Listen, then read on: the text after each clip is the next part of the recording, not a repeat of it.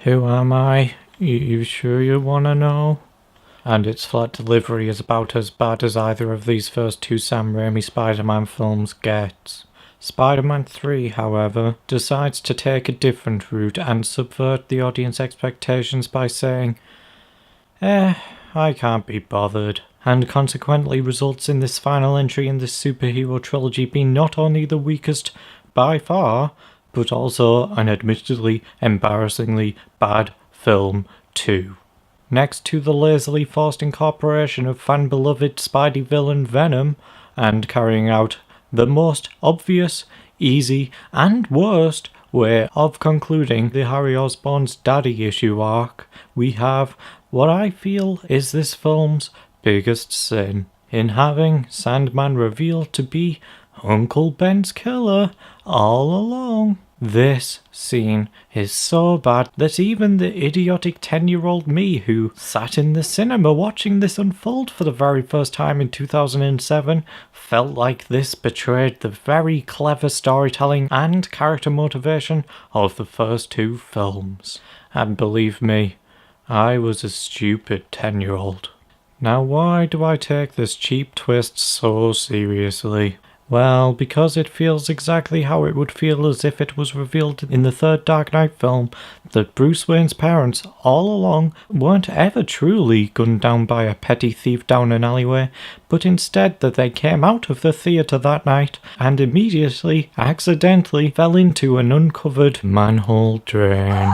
And then have the robber come out of the shadows, having never really truly gone ahead with what Bruce had told himself for years. It would ruin Bruce's motivation to turn to a life of crime fighting, and would be a completely pointless twist to even bother doing in the first place. This is what the Sandman twist does for me in Spider-Man 3. In Spider-Man 2002, even we get behind Peter Parker's adrenaline-fueled motivation for revenge of the death of dear Uncle Ben. But once we arrive with Spidey at the warehouse and come face to face with the killer, we realise, oh my god, Peter could have stopped this guy earlier. If only he hadn't let his internal fury get a hold of him, and he hadn't been so eager to simply allow this man to escape with the money earlier on, purely as a way of laughing back in the face to the guy who missed that part where it was his problem. He could have prevented the shooting of his uncle. That is brilliant writing. Here we have a conflicted, broken, and yet relatable protagonist who we not only get behind, but also want to see overcome his issues as a person. He has to learn to not give in to the simple, easy way of revenge for instant gratification. He also turns to crime fighting because of this, and carries that burden with him throughout the first two films. Truly a great example of a well-written character.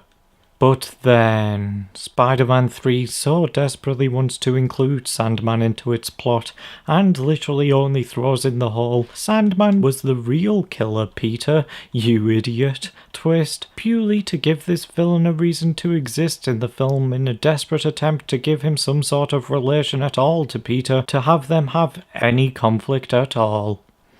It's stupid, it's cheap, and it does carry the weight of being so idiotic that it can ruin what helped make the first two great in the first place. You can tell this was never a planned twist to have included in the series up until this point. They literally should have just got rid of Sandman from the film entirely. I do know that Sam Raimi supposedly wanted Sandman in the film above all other villains, but he just doesn't fit into the narrative properly at all. And hey, maybe they could have had more time to make the other issues work. And they wouldn't necessarily have had to give Harry the whole, oh dear, he's lost his memory, and therefore has to sit out the rest of the movie for the majority of its running time, until we can actually get some time to do anything with him thing. Now I know there are defenders of this film, and that's fine and everything, but it is a stupid film. Oh, and I give Spider-Man 3 a 3.4 out of 10. There. And now that I have presented my opinion in such a factual way, you guys can now go about claiming what I said to be the truth. Just don't forget to thank me, your favourite YouTube video essayist, teacher and master.